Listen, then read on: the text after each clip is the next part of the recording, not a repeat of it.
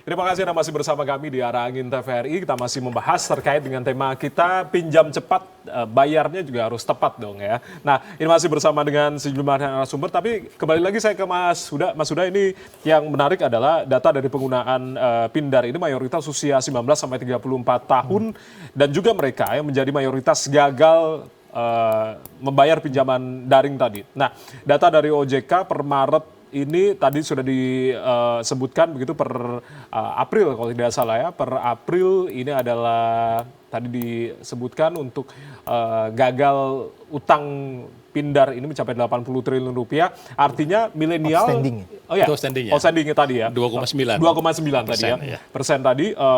Lalu juga milenial dan Gen Z ini menjadi mayoritas dalam hal ini. Kemudian dari Mas Huda sendiri melihatnya seperti apa? Ya, sebenarnya kalau kita lihat data secara detail, itu terjadi pergeseran, Mas. Pergeseran? Jadi, pergeseran dari usia muda yang mereka gagal bayar itu ke usia yang lebih mature sebenarnya. Oh, okay. Kalau kita lihat tren datanya ya. Karena kalau kita lihat sebenarnya di tahun 2022, saya sudah pernah sampaikan bahwa memang pada saat itu tren untuk anak muda cukup tinggi. Karena apa? Karena untuk dia membeli tiket konser dan sebagainya, karena baru dibuka pandemi saat itu, ada tiket konser dan sebagainya, mereka konsumtifnya lebih banyak. Oke, Nah, ini kita lihat juga ya, penggunaan Pindar didominasi oleh usia 19 sampai 34 tahun.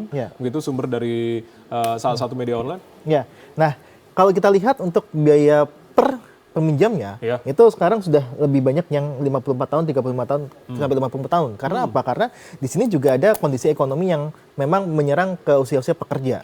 Nah, usia pekerja itu ternyata banyak juga yang gagal bayar. Karena ada PHK dan sebagainya. Nah, tentu tren-tren seperti ini terus kita sampaikan ke OJK. Dalam beberapa waktu yang lalu pun saya sampaikan ada tren untuk yang dia terkena PHK ini seperti apa.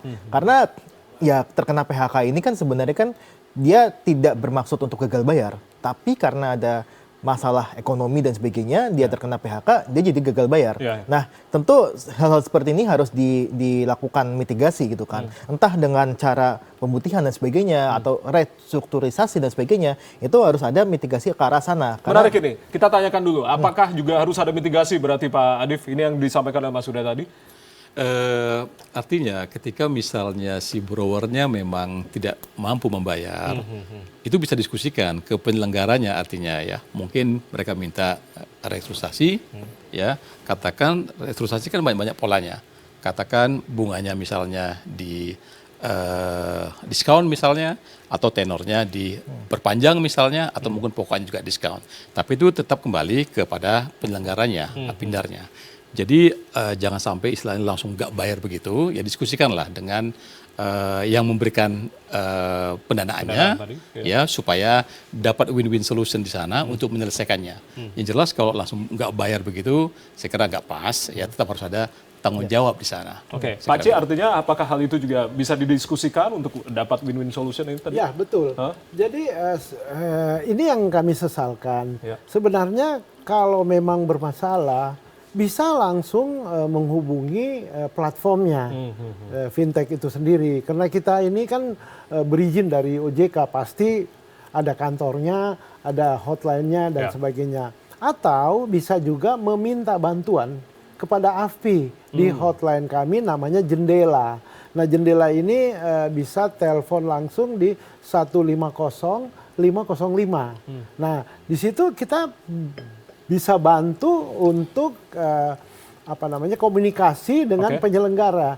Setiap tahun itu mungkin ada lebih dari 200 borrower yang kita selalu bantu. Jadi umpamanya kayak begini, dia punya kewajiban 5 juta, tapi dia hanya bisa sebulannya itu 500.000. Ya nggak apa-apa, kita coba komunikasikan, kita tarik jadi 10 bulan. Kita cicil, bunga pasti kita stop, bunga pasti kita stop, dan karena di aturan kita itu kalau sudah di atas 90 hari maka bunga dan denda harus stop. Itu code of conduct kami, pedoman perilaku kami. Jadi bunga di stop, dia akan angsur 10 bulan. Itu bisa itu salah satu solusi. Tetapi jangan menghubungi orang-orang yang nggak jelas sebagai konsultan dan sebagainya. Langsung saja hubungin. Dan kita kan memang punya wadah itu, punya wadah, ada namanya Jendela, bisa ke fintechnya juga langsung ya, dan kita bisa diskusikan apa yang disampaikan Pak Adif tadi ya, bisa di restructuring atau rescheduling dan sebagainya. Itu banyak jalan menuju Roma. Sosialisasi ini penting untuk dilakukan, tidak hanya melalui media, tapi juga kemudian kita harapkan juga agar masyarakat juga paham begitu apa yang kemudian tadi sudah disampaikan. Mas Huda menambahkan lagi? Ya, saya tambahkan. Jadi menariknya adalah ketika saya banyak membahas pinjaman daring, saya dihubungin sama salah satu borrower yang memang dia gagal bayar dan dia mengakui itu. Dan dia cerita bahwa ya selain mereka harus berhadapan dengan pinjaman daring, mereka juga butuh sebenarnya kejelasan. Dari mana? Dari OJK misalkan. OJK ketika itu dia hubungin gitu kan, dia hubungin tapi ternyata kurang responsif. Harus tunggu dan sebagainya. Makanya kita sarankan sebenarnya ada ya salah satu mekanisme yang lebih cepat lagi untuk bisa menghubungkan antara borrower ini dengan OJK dan juga platformnya. Karena mekanisme seperti apa yang kemudian harusnya ditawarkan? Karena pada dasarnya adalah OJK adalah pengawas, ya kan. Pengawas yang tadinya Pak Anci tadi bilang ada hotline dan sebagainya, itu harusnya ke OJK dulu, baru ke OJK, habis itu baru ke AFPI. Nah, dia juga menyarankan bahwa ya kalau bisa dibilang mereka juga mempunyai tekanan khusus dan dia saya nggak tahu klaimnya benar atau tidak gitu kan. Nah, ini yang kita lihat sebenarnya harus ada sistem ketika memang mereka butuh restrukturisasi, butuh dan sebagainya yang harus difasilitasi sama OJK. Kita tidak hanya sama AFPI sebagai penyelenggara, tapi juga harus OJK yang memang dia bertanggung jawab di situ. Makanya ini yang harus ditekankan adalah ya komunikasi OJK ke masyarakat untuk menghadapi masalah ini seperti apa gitu kan. Dan saya rasa sebenarnya ini yang juga menumbuhkan ada komunitas gagal bayar itu. Karena ada sistem yang memang belum terintegrasi antara OJK dengan AFPI dan pinjaman daring platformnya, dan juga yang ini ya kalau boleh saya bilang kan masyarakat di Indonesia itu kan sudah terlalu lelah lah untuk birokrasi yang berbelit gitu kan. Makanya ini saya rasa harus ada teknologi yang bisa menghubungkan secara langsung. Kan Pindar kan perusahaan teknologi kan. Nah, perusahaan teknologi harusnya mempunyai satu sistem yang bisa mengintegrasikan antara OJK, AFPI, platform dan sebagainya untuk bisa menjadi salah satu ya sistem terintegrasi dan pelaporan itu. Karena kalau kita lihat sebenarnya di Yayasan YLKI itu juga cukup banyak laporan tentang Pindar. Dan juga jadi tapi dia klaim tapi nggak dipisah antara pinjaman daring dan pinjaman online gitu kan, yang legal sama yang ilegal. Nah, tapi di sini jelas bahwa harus ada ya tadi integrasi dan masyarakat juga harus diberikan edukasi bahwa ini loh kalau ada masalah hubungin OJK, nanti akan disampaikan dihubungkan sama platform. Ya, saya minta respon sedikit Pak Adif. Ini harus menjadi atensi loh Pak, karena banyak harapan masyarakat kepada OJK lebih responsif tadi yang disampaikan juga Mas Huda begitu. Betul. Jadi artinya, sebetulnya sedikit mengkoreksi Pak Nurul Huda. Artinya ketika ada borrower, peminjam yang katakan dia mau restro, dia nggak perlu ke OJK, dia langsung aja dong ke platformnya, diskusikan ke sana. Memang itu pun gimana pun tetap kewenangan daripada penyelenggara untuk konteks restrunya seperti apa. Perpanjangan jangka waktunya, kurang suku bunganya atau kurang pokoknya mereka. Kami di OJK, in case ketika ada masalah misalnya, noise atau nggak ketemu segala macam, akhirnya ada pengaduan, baru lapor OJK. Gitu lah kira-kira. Jadi ketika udah mentok dia, baru lapor ke OJK. Kalau kami lihat ada pelanggaran dari sisi penyelenggaranya, tentu kami akan bina dong penyelenggaranya. Jadi modelnya langsung, nggak usah ke OJK dulu, langsung diskusikan ke sana. Tapi ketika misalnya ada yang isu di sana, akhirnya harus dilaporkan ke OJK, laporlah ke Kontak 157 misalnya, atau bahkan ke pengawasnya. Tentu kita akan tuntaskan nanti di mana masalah. Itu jauh lebih efisien Pak. Jadi nggak usah ke OJK dulu. Karena kan kita ngawasin industrinya kan ya. Itu kan urusan antara si penyelenggara dengan si borrowernya. Diskusikanlah ke sana, dapatkan win-win solutionnya. Ya kalau memang ada terlalu berat, bagaimana mencari alternatif selesainya. Jadi jangan menghindar juga. Saya kira nggak bagus, karena kalau menghindar gitu kan ujungnya dicari-cari sama debt collector, saya kira nggak bagus juga. Ya saya kira ketemukanlah win-winnya dengan penyelenggara. Pak Adif, tapi kalau kemudian upaya konkret OJK untuk kemudian bisa tadi menyikapi pinjol-pinjol ilegal yang kemudian banyak menyalahgunakan data, lalu juga mengintimidasi dari nasabah, apa yang kemudian harus dilakukan OJK? Kalau konteks pinjol-pinjol ilegal, itu kan kita di OJK ada nama Satgas Pasti. Itu tugasnya saya kira udah ribuan aplikasi ilegal yang sudah diblokir mereka. ya itu udah masif banget kerjasama dengan instansi-instansi pemerintah yang lainnya. Jadi kita betul-betul mitigate banget nih untuk yang ilegal-ilegal nih. Bahkan dengan API beberapa lalu kita minta kerjasama tuh dengan Google ya. Jadi kalau ada misalnya yang impersonate misalnya mirip-mirip tuh, katakan dia ada kami itu ada kami misalnya mirip-mirip orang sampai salah di sana, itu diskusikan sama Google langsung nggak salah kemarin ya.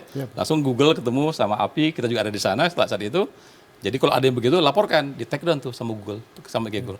Kita mitigate banget lah yang terjadi konteksnya yang ilegal-ilegal tadi itu. Karena nanti kalau ke mereka tentunya konteks perlindungan data pribadi misalnya, kalau namanya pinjol tadi, yang ilegal tadi, susah kita untuk menjaminnya.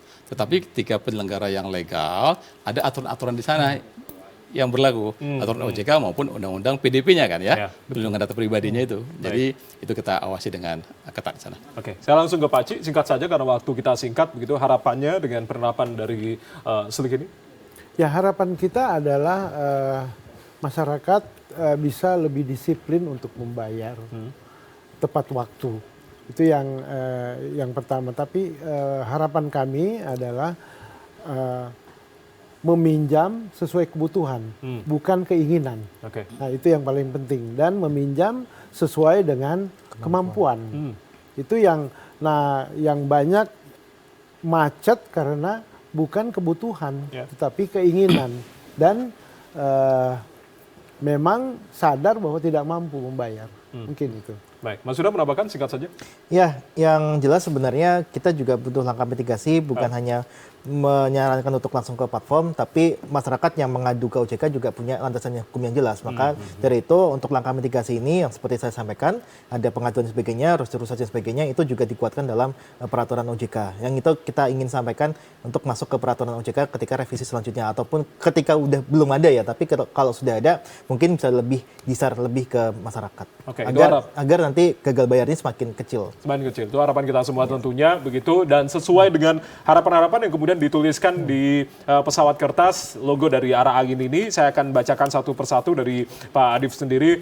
Pinjaman harus dilakukan secara bijak dan juga bertanggung jawab. Ini juga pesan untuk kita semua. Lalu dari Pak Ci mengatakan pinjaman sesuai kebutuhan, bukan keinginan, pinjam sesuai dengan kemampuan. Tadi ditekankan lagi ya kepada masyarakat.